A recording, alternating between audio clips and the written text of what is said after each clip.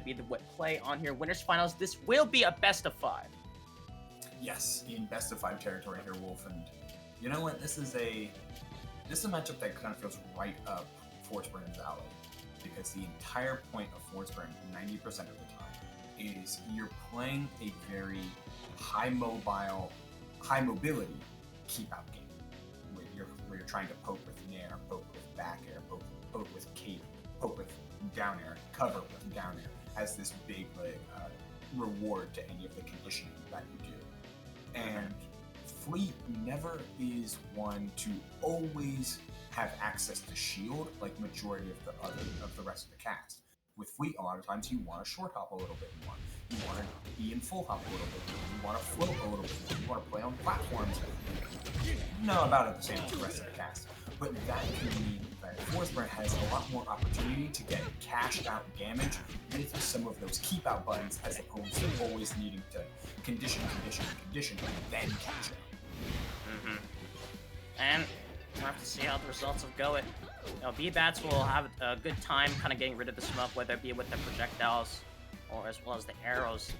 CakeAssault doing a fantastic job. I love that. Hiding himself in the smoke with the clone as a little bait. And great stuff using the invulnerability. You get so much with it, but this is the danger zone. Great defense staying alive, but an excellent spike down for the overcommitment. CakeAssault with a nice lead. Down to just that huge, able to stuff out even a big disjoint like a Fleet's up B. Trading backers for backers, but Cakes was just a little bit faster. Down air out of shield, setting up for the 4th throw, but expecting a tech roll in. Bbatts finds an opportunity to get out. And Cake, once again, playing a lot more with the fully charged combust this time around. Whether you can, oh, be careful, boss. Has to use it for the extra double jump and all of that smoke. And almost effectively guarantees a ledge or stage mix-up right from that position. It's such a powerful recovery tool, just as much as it's a powerful finishing. Now, in an awkward position, gets away with it. Forward now, the up air, not good enough. As Bbatts trying to snipe it out with an up strong, and now has to guess, but seeing the shield, knowing which one's the real Forsburn, but another stray aerial, trying to clean up this stock, and can't exactly do it just yet. The tech on the platform is good enough as CakeAssault being hit left and right, up and center, stays alive, but for how long? Surely we'll be able to get killed off as Bbatts cleans it up a little bit of an edge cancel, and a great parry. We'll see what can be done, but missing out on the guess. Parry on the clone pop could have meant such a huge opportunity, but unfortunately Bbatts not able to find anything after that mid-air opener. Cake finds it down tilt, looks for the cape afterwards, but no dice. Instead of just setting up smoke, and that's one thing Bbatts I feel like needs to do just a little bit more. Focus on getting rid of the smoke too, not just the clone, as we're looking for the soft backer into reverse backer, but no dice. Bbatts just a little too floaty. The reverse back air, such a good option, and one of the most reliable kill options for Forsburn to go for, and CakeAssault has landed those so many damn times, and I can really count. As Bbatts trying to stay alive, but the tried and true bear, still ridiculously good option, don't let him fool you. And once again, in the driver's seat, taking up all these hits as Bbatts is simply just trying to get back onto the stage. Great stuff on the ledge, knowing that CakeAssault has to recover back onto stage. And look at this coverage, excellently done, but CakeAssault just slipping through the cracks of the defense. Just enough pressure with those invincible areas from ledge, just like one forward air, and if you hit all that forward air, it usually can mean a lot more pressure. Coming with an up air, Bbatts finds a way to the wall, didn't have the slow fall the entire time. It's DI in. Whatever Forsburn does, whatever he's doing, never let you let me start again. Oof. Never trick yourself into thinking Forsburn wants you to DI out. He always wants you to DI in. Case in point. Don't let him fool you.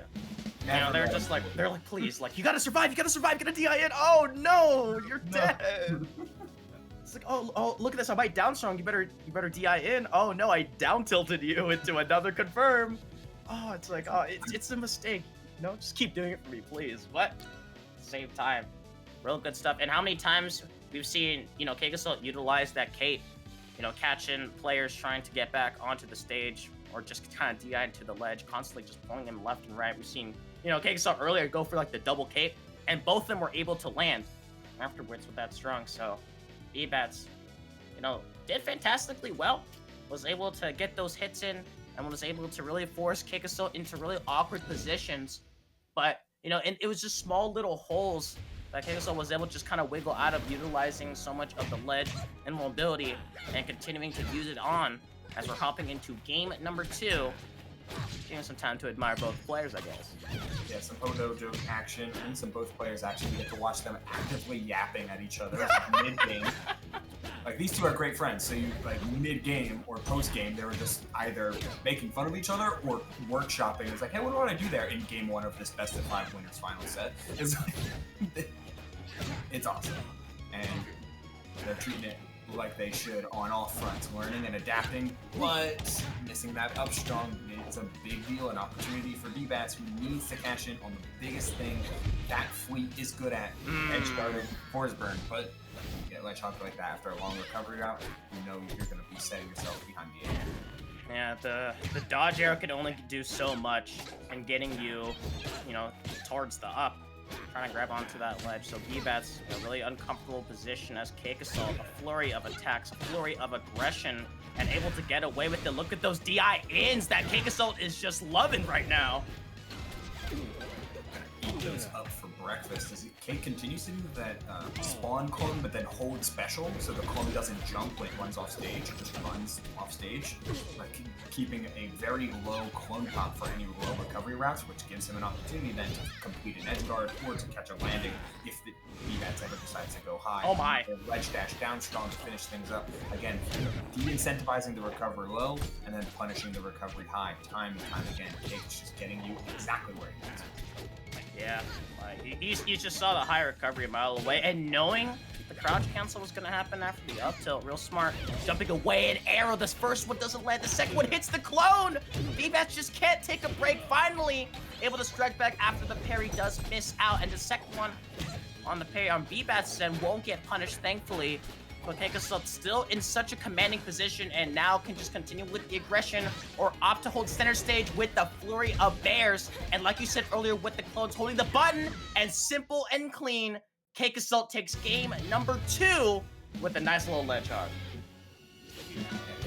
It's everything, right? It's so perfectly timed and perfectly spaced. Like, just positioned in a place where he knows that fleet is either going to land on the platform or on stage, and down strong is going to be able to, or back air is going to be able to cover the majority of the mix-up between high-low, and the clone is covering the low, longer recovery route. So Cake just needs to make sure he's picking the right finisher. Not to mention these nairs from Cake have also been so good, both from a hitfall perspective, as we're seeing the nair 1s and nair 2s being flexed into combos, but also as a shield pressure utility, letting the full thing rock, or as mentioned earlier, hitfalling it in order to manipulate just the tempo of your own shield pressure. Forza's just got so much working for him, and it's so much mix working for him. Yeah, and in the was that backwards down too?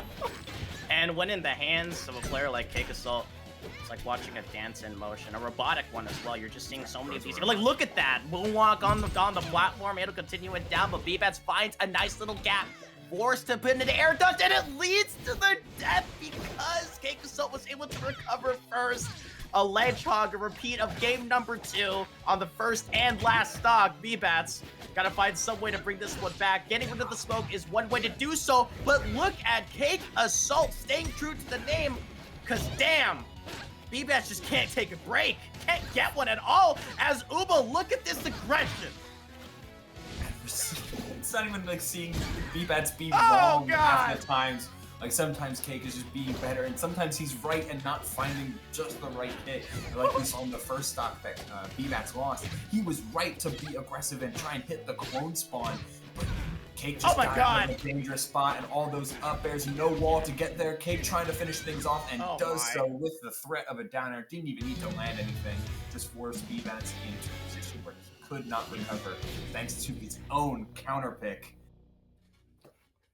What can be said about Forsburn just